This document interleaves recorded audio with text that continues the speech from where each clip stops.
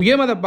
ಸಕಲ ಏಕಾದಶಿಗಳಿಗೆಲ್ಲ ಅತಿ ಶ್ರೇಷ್ಠವಾದ ಏಕಾದಶಿ ಅಂತಂದ್ರೆ ಅದು ವೈಕುಂಠ ಏಕಾದಶಿ ಮಾತ್ರ ಅಂತೆ. ಇನ್ನು ಪದ್ಮ ಪುರಾಣದ ಪ್ರಕಾರ ಶುಕ್ಲ ಪಕ್ಷದ ಏಕಾದಶಿ ದಿನದಂದು ಇನ್ನು ಸಾಕ್ಷಾತ್ ವಿಷ್ಣು ದೇವರು ಉತ್ತರ ದಿಕ್ಕಿನಿಂದ ಭಕ್ತರಿಗೆ ದರ್ಶನ ನೀಡ್ತಾರಂತೆ. ಇನ್ನು ಅಷ್ಟೇ ಅಲ್ಲ, ವಿಷ್ಣು ದೇವರನ್ನು ಕೈ ಮುಗಿಯಲು ಕೈಲಾಸದಿಂದ ದೇವತೆಗಳು ಸಹ ಬರ್ತಾರಂತೆ. ಇನ್ನು ಸಾಕ್ಷಾತ್ ವಿಷ್ಣು ಭಗವಾನನ್ನು ವೈಕುಂಠದಿಂದ ಹಾಗೂ ಕೈಲಾಸದಿಂದ ದೇವರುಗಳೇ ಬಂದು ಕೈ ಮುಗಿಬೇಕಾದ್ರೆ ಇನ್ನು ಸಾಮಾನ್ಯ ಜನರಾದ ನಾವು ಸಹ ಕೈ ಮುಗಿಲೇಬೇಕಂತ ಹೇಳ್ತಾರೆ. ನಾಳೆ ವೈಕುಂಠ ಏಕಾದಶಿ ಬೆಳಗ್ಗೆ ಸ್ವಾಮಿಗಳೆಲ್ಲ 4 ಗಂಟೆಗೆ ಬನ್ನಿ ಅಂತ ಹೇಳ್ಬಿಟ್ಟು ನಮ್ಮ ಸ್ವಾಮಿಗಳು ಮಾತ್ರ 5:30ಗೆ ಬಂದ್ರು. ಇನ್ನು ಅಷ್ಟೊತ್ತಿಗೆಲ್ಲ ನಮ್ಮ ಶಿವಪ್ಪನಿಗೆ ಅಭಿಷೇಕ ಸಹ ನಡೀತಿತ್ತು. ಹಂಗೆ ನಮ್ಮ ಅಯ್ಯಪ್ಪನಿಗೆ ಒಂದು ಮಹಾಮಂಗಳಾರತಿ ಮಾಡ್ಕೊಂಡು ನಾವು ವೆಂಕಟೇಶ್ವರನ ದರ್ಶನ ಮಾಡೋಣ ಅಂತ ಹೇಳಿ ಹೋದ್ವಿ. ಅಷ್ಟೊತ್ತಿಗೆಲ್ಲ ಶ್ರೀ ಪ್ರಸನ್ನ ಭಾಸ್ಕರ ಲಕ್ಷ್ಮೀ ವೆಂಕಟರಮಣನ ಮೆರವಣಿಗೆ ಸಹ ನಡೀತಾ ಇತ್ತು. ನಾವು ಸಹ ಭಗವಂತನ ಒಂದು ಮಹಾಮಂಗಳಾರತಿಯನ್ನು ಸ್ವೀಕರಿಸಿ ದರ್ಶನ ಮಾಡ್ಕೊಂಡು ಇನ್ನು ನಮ್ಮ ಉದ್ಯೋಗದ ಕಡೆಗೆ ಬಂದ್ವಿ. ಅಷ್ಟೇ ಅಲ್ಲ, ಶ್ರೀ ಪ್ರಸನ್ನ ಭಾಸ್ಕರ ಲಕ್ಷ್ಮೀ ವೆಂಕಟರಮಣ ಜಾತ್ರಾ ಮಹೋತ್ಸವ ಇನ್ನು 1 ತಿಂಗಳು ಮಾತ್ರನೇ ಬಾಕಿ ಇದೆ ನಮ್ಮ ಮದಗೊಂಡಹಳ್ಳಿಯಲ್ಲಿ.